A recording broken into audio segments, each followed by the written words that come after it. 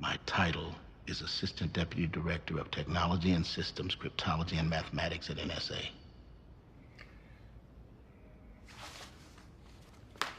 I'm gonna have to... Okay. I product test software.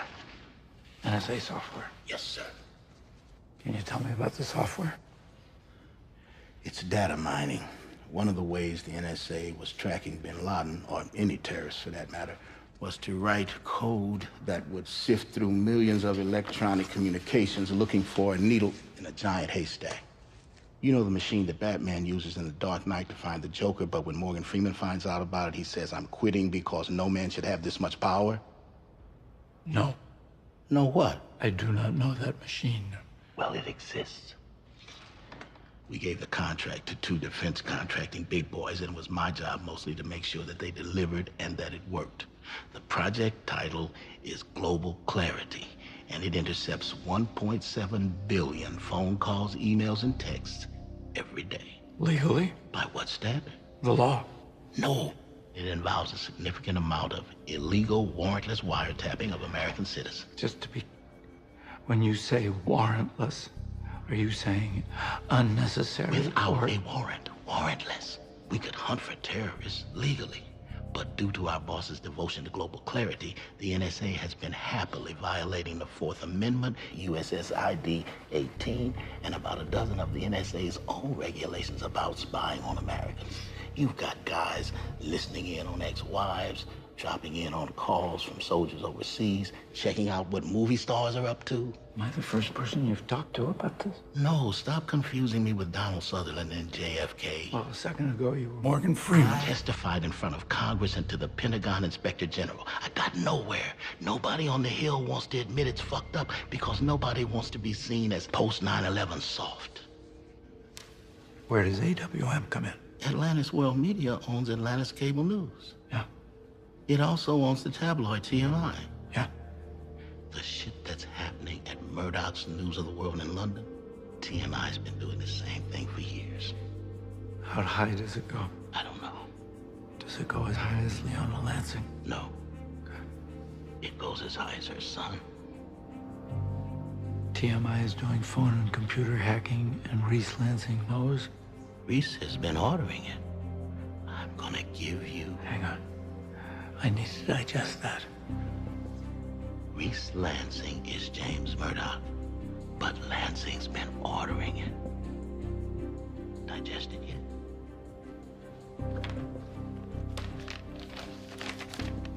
Is these classified? Yeah, because I'm dying to violate the Espionage Act. These are just transcripts of my testimony before the House Subcommittee and the Pentagon. Vet me. Vet the material. Take all the time you need. Why are you whistleblowing? I fought the Soviets. The way that government made their people live their lives was a very good reason to fight them. After 9/11, we started doing the exact same thing. I didn't spend my life fighting communists to have it come to this. Report on global clarity. And once I see that report, I'll give you what you need to protect yourself from Leona Lansing. How do you know we need protecting from Leona Lansing? Have you been listening? 'Cause we have. Have you been listening? 'Cause we have. Have you been listening? 'Cause we have. Have you been listening? 'Cause So we I have. hear you saying I have no problem with what NSA has been doing. Well, let me finish.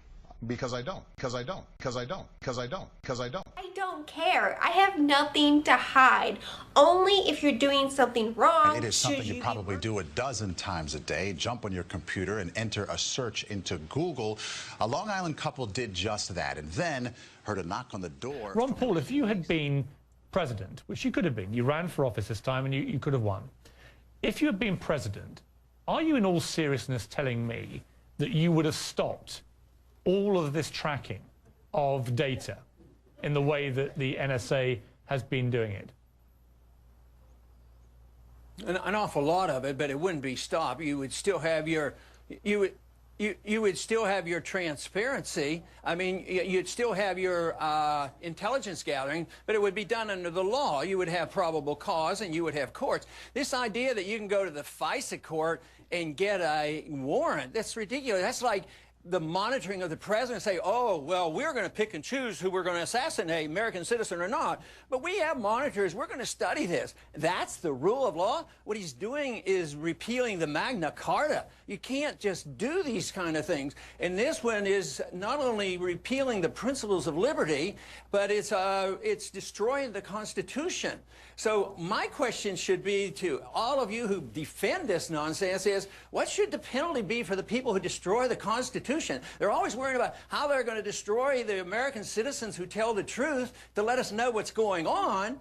But we ask the question, what is the penalty for the people who deliberately destroy the Constitution and rationalize and say, oh, we have to do it for security? Well, you know what Franklin said about that. You end up you lose your security and you lose your freedoms too. So I think we've embarked on a very, very dangerous course. The American people are with us on this. It's totally out of control. And I would say if you're confused about what we should do, just read the Constitution. What's wrong with that? Well, you know, that gives us pretty good guidelines. If you don't like it, get people to repeal it and change the Constitution, but not just to deny it. I mean, we go to war without a declaration. We totally ignore the Constitution.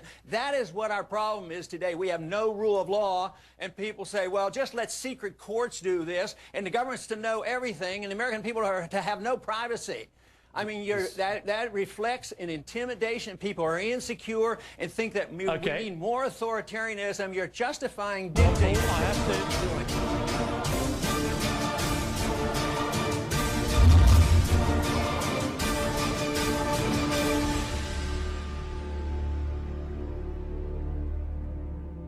Dear brothers and sisters, now is the time to open your eyes.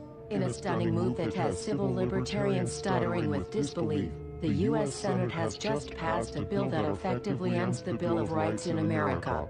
The National Defense Authorization Act is being called the most traitorous act ever witnessed in the Senate, and the language of the bill is cleverly designed to make you think it doesn't apply to Americans. But toward the end of the bill, it essentially says it can apply to Americans if we want it to.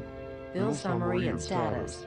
112th Congress, 2011 to 2012, S. 1867. Latest title, National Defense Authorization Act 4. This bill, passed late last night in a 93-7 vote, declares the entire USA to be a battleground upon which U.S. military forces can operate with impunity, overriding posse comitatus and granting the military the unchecked power to arrest, detain, interrogate and even assassinate U.S. citizens with impunity. Even Wired magazine was outraged at this bill, reporting, Senate wants the military to lock you up without trial. The detention mandate to use indefinite military detention in terrorism cases isn't limited to foreigners. It's confusing, because two different sections of the bill seem to contradict each other. But in the judgment of the University of Texas Robert Chesney, a nonpartisan authority on military detention, U.S. citizens are included in the grant of detention authority. The passage of this law is nothing less than an outright declaration of war against the American people by the military-connected power elite. If this is signed into law, it will shred the remaining tenets of the Bill of Rights and unleash upon America a total military dictatorship, complete with secret arrests, secret prisons, unlawful interrogations, indefinite detainment without ever being charged with a crime, the torture of Americans and even the legitimate assassination of U.S. citizens right here on American soil. If you have not yet woken up to the reality of the police state we've been warning you about, I hope you realize we are fast running out of time. Once this becomes law, you have no rights whatsoever in America, no due process, no First Amendment speech rights, no right to remain silent, nothing. The U.S. Senate does not want us to speak. I suspect even now orders are being shouted into telephones and men with guns will soon be on their way. Why? Because while the truncheon may be used in lieu of conversation, words will always retain their power. Words offer the means to meaning and for those who will listen, the enunciation of truth. And the truth is, there is something terribly wrong with this country, isn't there? Cruelty and injustice, intolerance and oppression, and where once you had the freedom to object, to think and speak as you saw fit, You now have sensors and systems of surveillance coercing your conformity and soliciting your submission. How did this happen? Who's to blame? Well, certainly there are those who are more responsible than others, and they will be held accountable. But again, truth be told, if you're looking for the guilty, you need only look into a mirror. I know why you did it. I know you were afraid. Who wouldn't be? War, terror, disease. There were a myriad of problems which conspired to corrupt your reason and rob you of your common sense. Fear got the best of you, and in your panic, you turned to the now president in command, Barack Obama.